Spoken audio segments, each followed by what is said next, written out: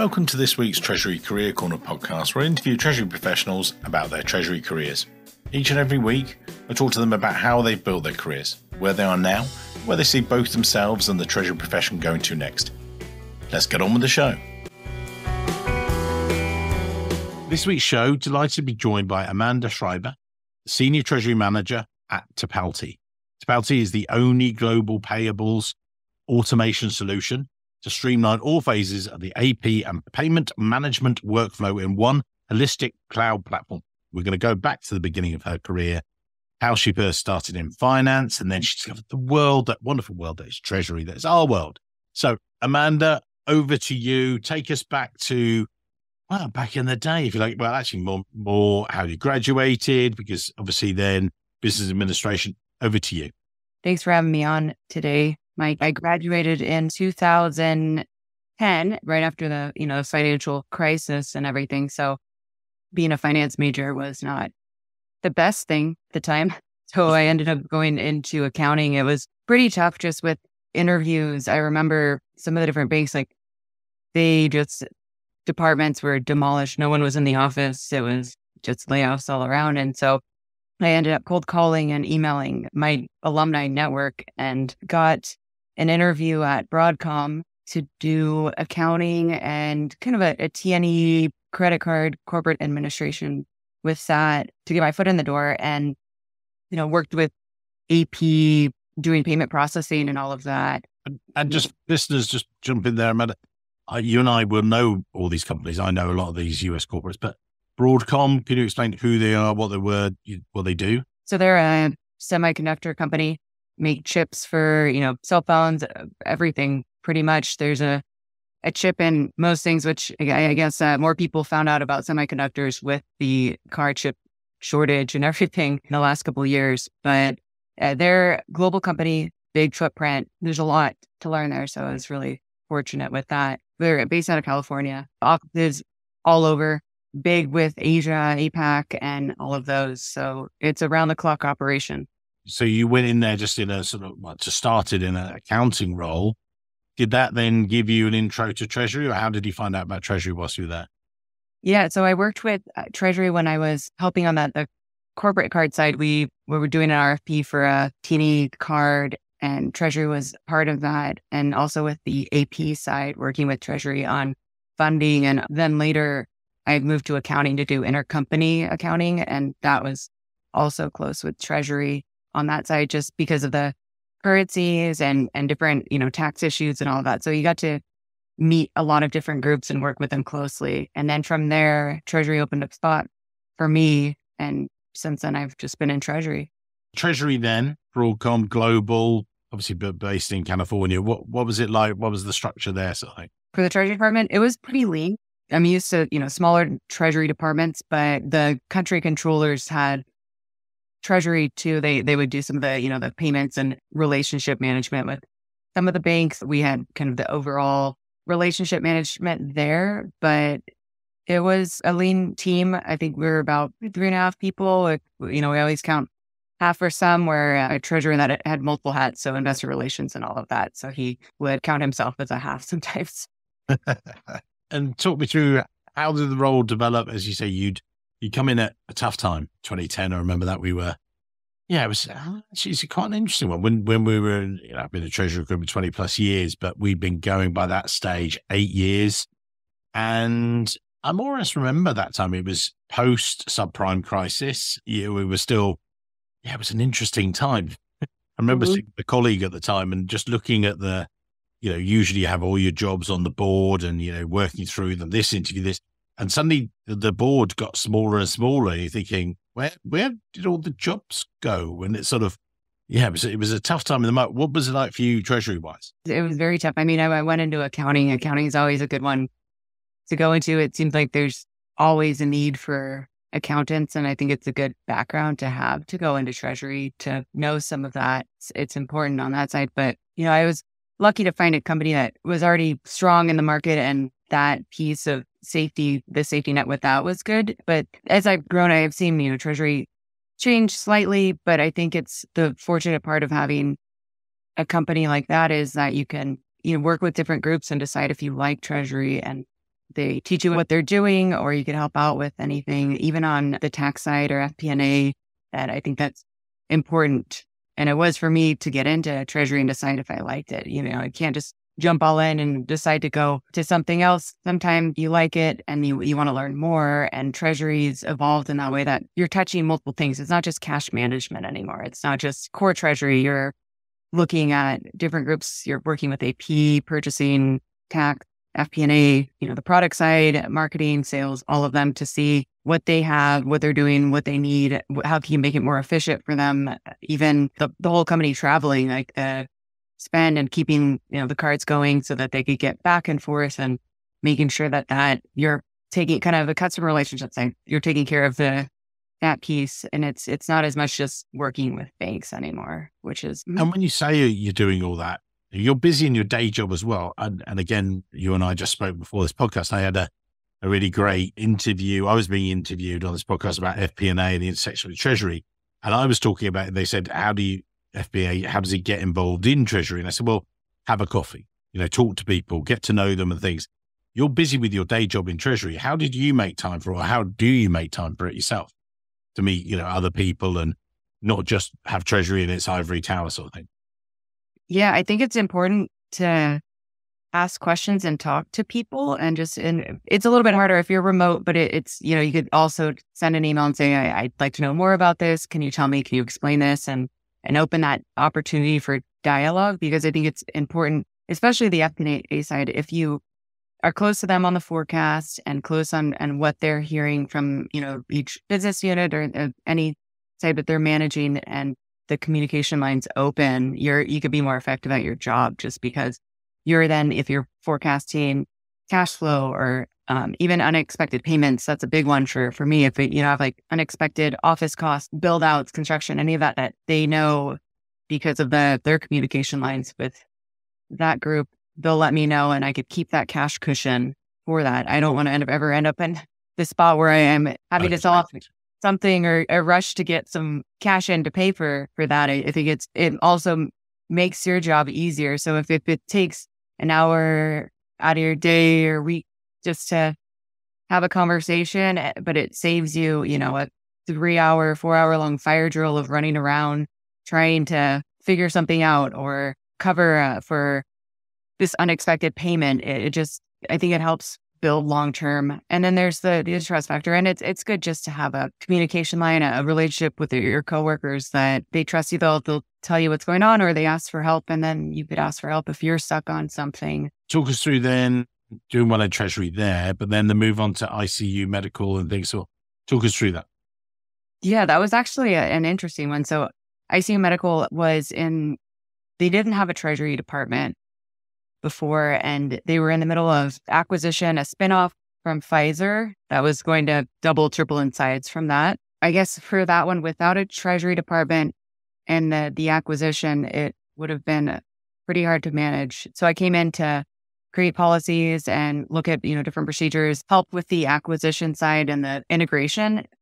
They had a lot of Latin America entities, Europe, APAC, all of those. It was very global, and those are different areas of banking that banking needs. And it's important to, really talk to the local side of the business, especially Latin America. There's so many different nuances there that I didn't encounter before, because at Broadcom, we didn't really have a lot of exposure to Latin America, some Brazil at the time, but very, very minimal. And so just different local restrictions or tax implications or any of that new to me. But I think the other side, it's nice to, when you go into a company and you kind of ask questions, get to know people before you start putting really rigid structures in. It's important to talk to people about what the process is, what they're doing, especially in the other entities, see how you could help. And they have an abundance of knowledge on how they operate locally. And it was a great relationship just to ask that, see what they need and what could help make their job more efficient, and then go back to the corporate side of the bank and see if there's anything the bank could do to help with that, anything that we could do on the finance side to make things run smoothly. And any tips that you give to people? Because as you say, in fact, I mentioned that today, that Latin America obviously throws lots of challenge, hyperinflation sometimes, and Yeah. Track cash and everything else. How did you cope with that? Because that's always been, and also it's so diverse across there. One country is a different part, and the entire continent is all so many different challenges there. How did you cope? Hyperinflation was one that was difficult. I mean, you could expect it, and there's trap cash that I think that's important to work with tax and accounting on, to see what they're looking at, what they expect, the business side. A lot of it, the way that we're taxed on the product that we're sending down there is different, and the intercompany side and what's existing. I think it's important to look at that and make sure that the FX impact isn't growing astronomical month over month. But it's also the local side, local controllers, local accounting folks in those entities, to get their take on it and see how they've dealt with it, because they deal with that around the clock. We look at it a couple times a day or a week to see what's going on, look at the cash there, talk to tax on the trapped cash, and see what we could do. But a lot of times it's getting the local side involved. When we were dealing with Argentina, that was one that at some point you just have to expect, if you're in certain countries, cash will get stuck and inflation will just grow and grow. And there's some countries that you just have to avoid altogether. But the local side, they're really great at, especially if they've worked with US companies before, letting you know what happens, what's going on, how they deal with it normally, and it's always important to me to ask what they suggest. That way we do, and then open that conversation and see, because I don't know what I don't know. So if they have an idea and I'm willing to listen, I think it makes them trust us more. Yeah, I know exactly what you're doing. And so talk us through from there. What next? You were there for 3.5 years, good fun role and everything else. What happened next? Yeah. After that, I went to KPS, services, private equity owned, large company. It's about 20,000 employees doing services. It's custodial, landscaping, and all of that. And so it was a lot different than the other companies that I've been at. Not global or any of that, but it just was a lot of working capital management and dealing with the mismatch of your receivables are coming in so much later than your payables, because the big chunk of your spend is going to be payroll related. And so you're not getting net 30, net 60 on payroll. You can't. It was a lot of factoring of receivables and all of that. So it was an interesting place. And then the next place with Tipalti, it kind of brings everything together. You're looking, everything that you looked at are pain points in treasury, looking at how we could help. And so it was a pretty good move from there to have me look at how can I help other people in treasury with things that I've encountered before, automation or something that I think would be needed, and different product features. And can you explain, what does that mean for anyone listening today if they're going, oh, who are they? What do they do? With the software and things? Yeah. I guess if we're dealing with small to mid-sized companies that maybe they don't have a treasury department, or it's a very small treasury department, or their AP department's very small, or they're looking to kind of outsource that or make it more efficient. I guess on the treasury side, if you think about it, the payments and global payments and all of those can be very confusing if you're not used to going to the banks and looking at IBAN or different codes, like, bank codes and all of that, SWIFT, different payment types, knowing how many days to settle a currency and do all of that. And so with our software, we'll do the payments for you, the payments scale. So the invoices are all in the system. You could see what you have. It'll tell you what's due, coming up, automate that side. We'll do a lot of payments for companies that have, thousands and thousands of payments that maybe they can't manage with their system. It also, it reduces errors and all of that. So when you automate and have more systems around this, it's easier than someone that's typing in invoices and say there's duplication. That's always something that I worry about if the system doesn't flag it, but our system will flag it, and I'll see it because we use our own software here, and I'll see, possible duplication, and it flags it, hits the pause button, review, see what it is. To me is great because sometimes you're just on autopilot, and if there's no checks or any of that, then it might get paid twice. And it's a lot harder to get a duplicate payment back than someone asks for payment. It's, I'll pay it if I haven't paid it, but it's going to be harder to get that second payment back if I pay it twice. we skipped over something there, and we talked about it just before the show, that you'd also award winner, Honours Award, Treasury Woman of the Year, highly commended with Treasury Today. Big supporters of those ladies over there. What was that about? And how come we got that? Yeah, I worked closely with some of the banks that were, part of that. And it was a really great recommendation and nomination that I got from our banking group after working with them on the integration side at ICU Medical for some of the spinoffs that we had. So I was honored for that. It was the Adam Smith Awards and Treasury Today are great organization. They look at, everyone is overall. And so it met a lot of great people. They look at what you do on the personal side of your life. Are you volunteering, doing any of that? And then the corporate side, and what have you done to manage that piece? And a lot of it was just how you work with different departments, strengthen relationships with across the company. And then on my personal side, if I am volunteering or doing any of that, then it's kind of a well-rounded thing that they like to look at. That sort of brings us up to date, as it were. Looking at, we both go to conferences, you do various groups, and you and I talked about this, but where do you see, if you're giving advice to Treasury folks now, what are the things you're talking to them at a conference? What are the different things you're thinking that people need to be thinking about? What's you were just talking there about where's the cash and making sure that it's in the right place and not duplicating stuff. But, are there other things that you think that, Treasury folks out there should be thinking about? A lot of it is talking to different groups and even a little bit of mentor side of things. There's a lot of analysts or accountants that they want to learn about what you do, or just they're interested because to them it's mysterious. No one goes to school for treasury. That's kind of a hard part of recruiting, right? So that there's no treasury degree. When you get out of school, you're like, what is treasury? I hear, accounting, finance, investments, all of that. It's not called treasury. And so just to have an open door and if they have questions, I think for me, when I had questions with different departments, it was always great to listen, especially to listen to someone that really is passionate and enjoys what they do. And so, like the tax department, I would talk to them all of the time just because they love what they do.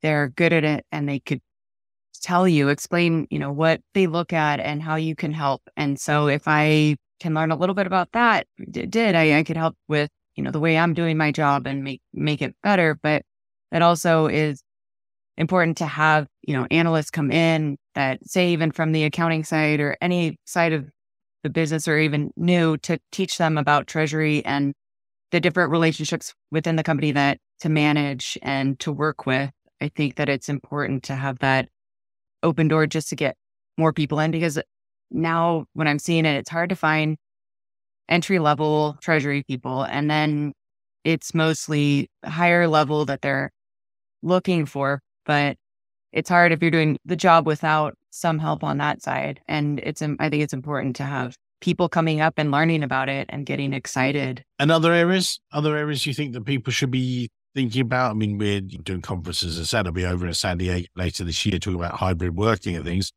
Just that maybe as a question to you, how's it working with you guys and things like that?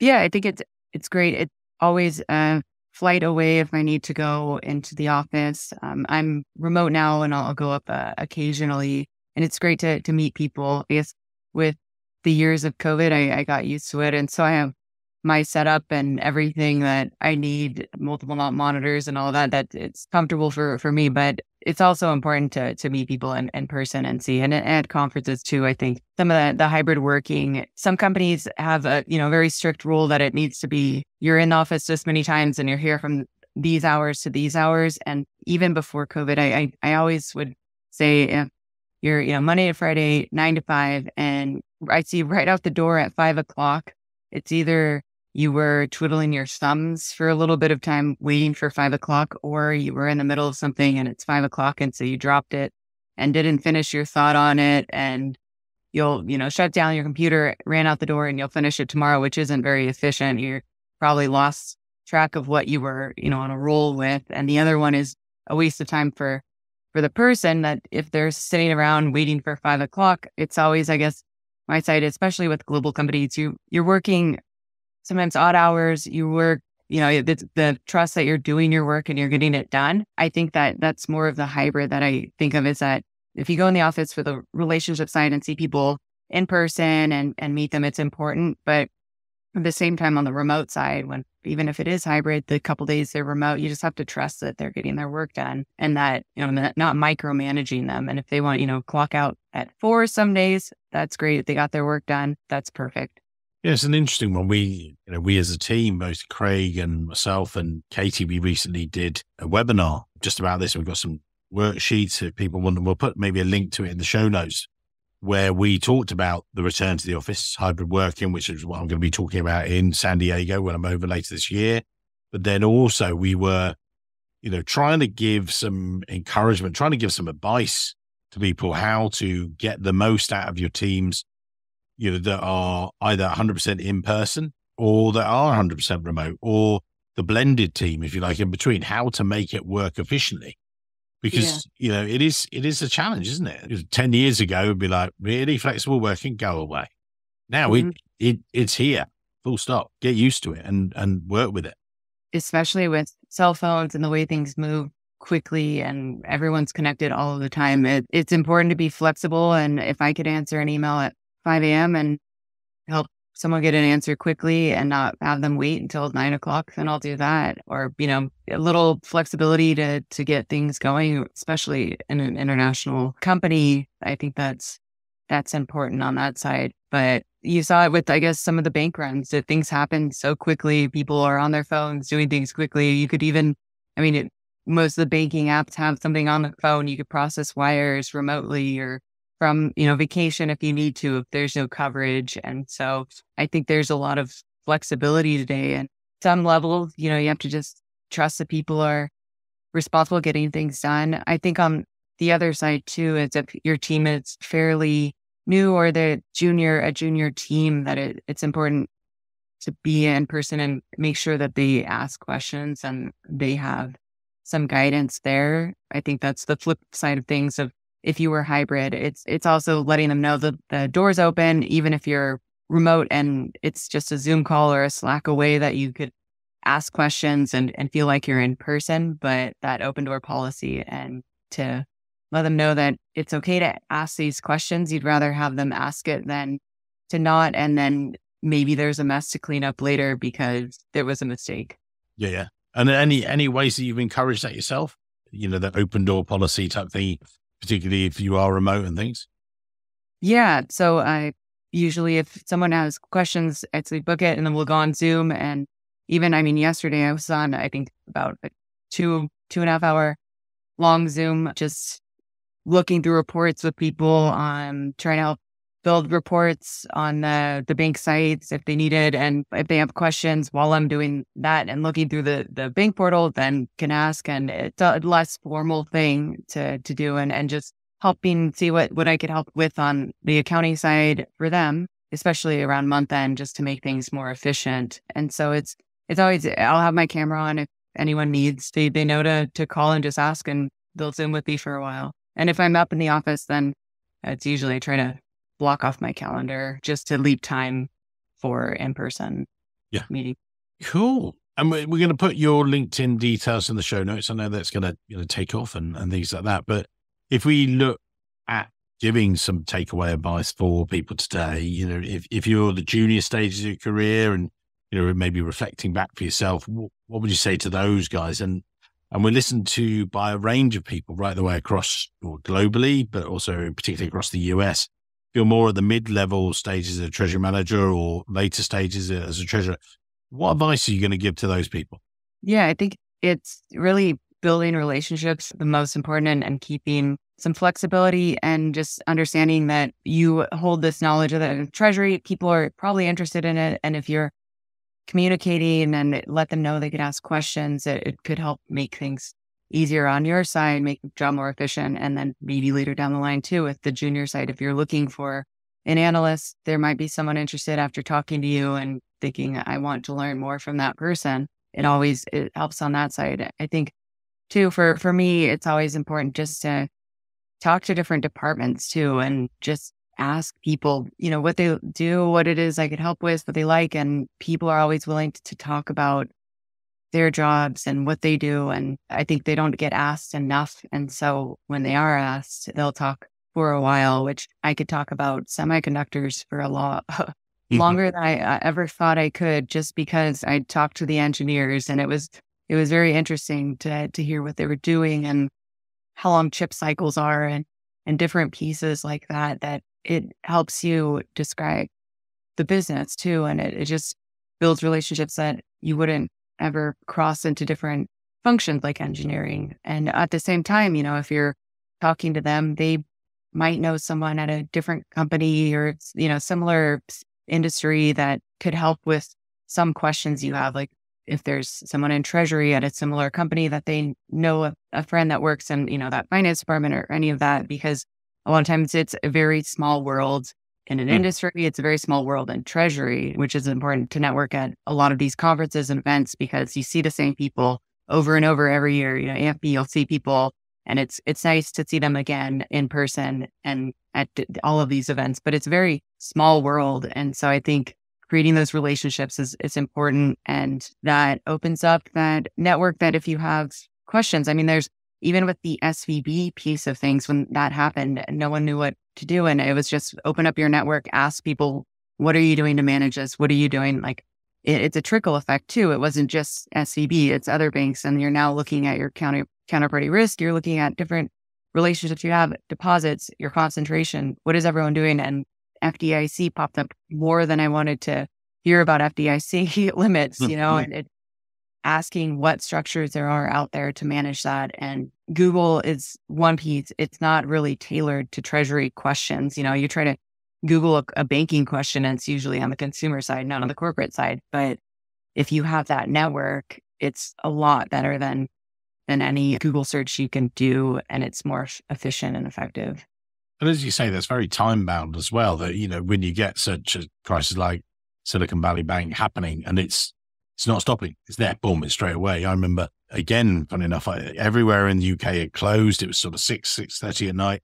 I had a US client who suddenly needed a set of terms, and we were going to lose the deal unless we had them on their desk delivered. And I was, what do I do? What do I do? It's after, I can't go to there's associations. They were firmly closed. I reached out to actually a recruitment connection I've got on the West Coast in LA or just south of LA. I said, look, I need help. What can you do, mate? And he said, Mike, give me 2 seconds.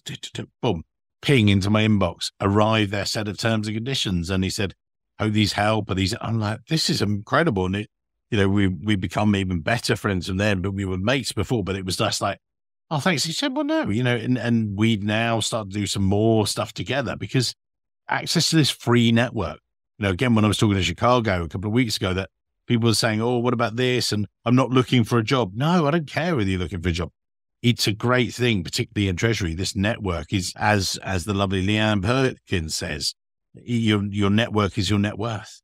I'd love to steal that one. It's great.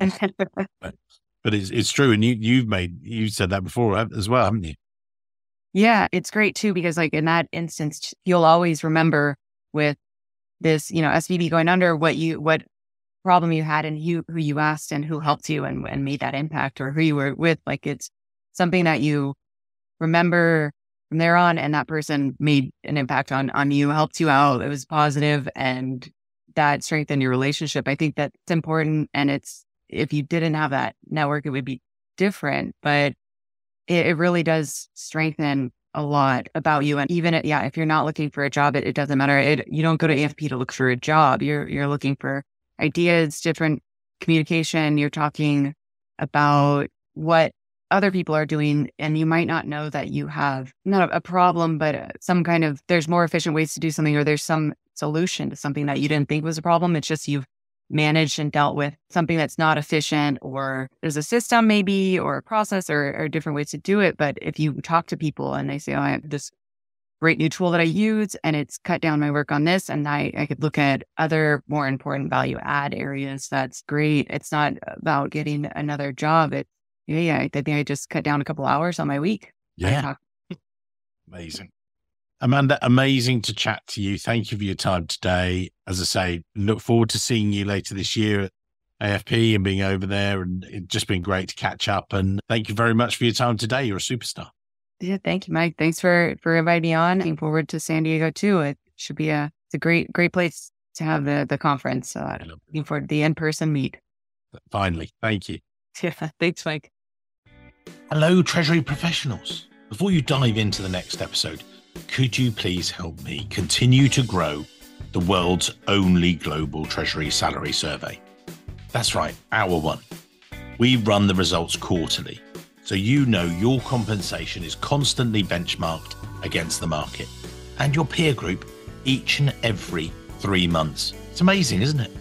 Just go to treasurysalary.com. It takes less than 2 minutes to complete, start to finish. You then gain exclusive, regular, updated access to our salary survey, keeping you ahead of the curve. The survey is an evolving, breathing entity that constantly tracks the salaries of Treasury professionals on a global basis. Currently, we have over 1,100 participants taking part. By the end of 2023, I want to hit 1,500, but that's where I need your help. Please make it happen at treasurysalary.com. Thank you for being such amazing loyal listeners. Your support is incredible. Couldn't do it without you. Thank you. Go to treasurysalary.com. Make it 1,500 for 2023. Love you guys.